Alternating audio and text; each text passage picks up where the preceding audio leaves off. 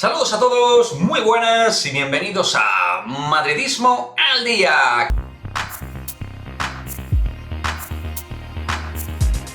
Quería hacer un vídeo en detalle con respecto a lo que se está hablando en estas últimas horas, en estos últimos días, con respecto a algunos detalles del Real Madrid Plan 2022, algunos protagonistas de los posibles fichajes de cara a la 2022. Sí, lo importante es la 2021, pero oye, ahora que estamos de parón de selecciones, con encuentros internacionales, creo que es un buen momento para poner la lupa, poner la brújula con respecto a protagonistas de cara a la próxima temporada que podrían llegar al Real Madrid. Y obviamente en ese sentido hay que hablar de Paul Pogba.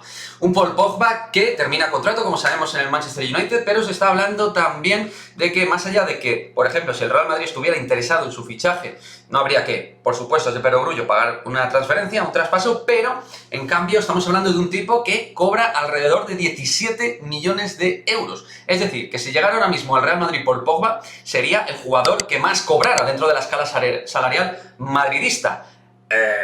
Eso ya te indica un poquito el impacto salarial que generaría este fichaje, pero más allá de esto, más allá del detalle del salario, el detalle de la prima de fichaje y Mino Raiola, que estaría de por medio. Hablaríamos de una prima de fichaje de unos 40 millones aproximadamente, como informan algunos medios, como por ejemplo OK Diario y Defensa Central. No sé exactamente si es así, pero desde luego no creo que se vayan muy lejos, porque Mino Raiola suele ir fuerte, no, fortísimo, con este tipo de cosas.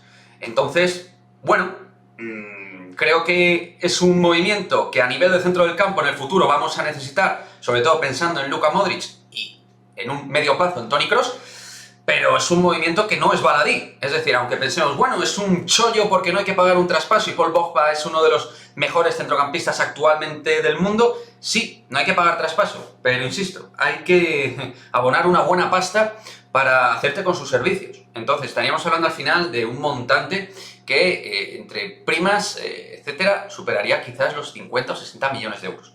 No estamos hablando de cualquier cosa. Si me preguntáis, ¿harías esta operación? Yo sí la haría, francamente. Creo que ha llegado su madurez tarde como futbolista, a los 29, pero aún tiene 2-3 años de fútbol Paul Pogba, si físicamente se cuida, que es un tío que se cuida aparentemente mucho.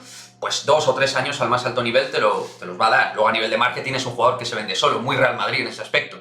Y luego las necesidades en el juego de interiores del equipo van a estar ahí, con lo que digo, de Luka Modric y Toni Kroos. Vas a ir añadiendo a Fede Valverde, a Camavinga, vamos a ver si empieza a producir. Y Paul Pogba, con eso te vas a garantizar un medio plazo de máximo nivel de jugadores que te pueden rendir en esa zona. Pero bueno, os dejo aquí estos datos que he comentado en este vídeo con respecto al plan Pogba 2022 del Real Madrid.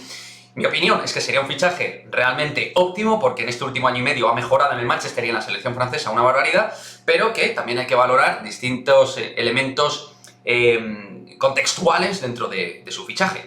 Así que nada, me gustaría ver en el cajón de comentarios qué opináis con respecto a Paul Pogba, si consideráis que el Real Madrid debe mover ficha de cara al verano próximo. Y nada, nos vemos como siempre en el próximo vídeo. Adiós.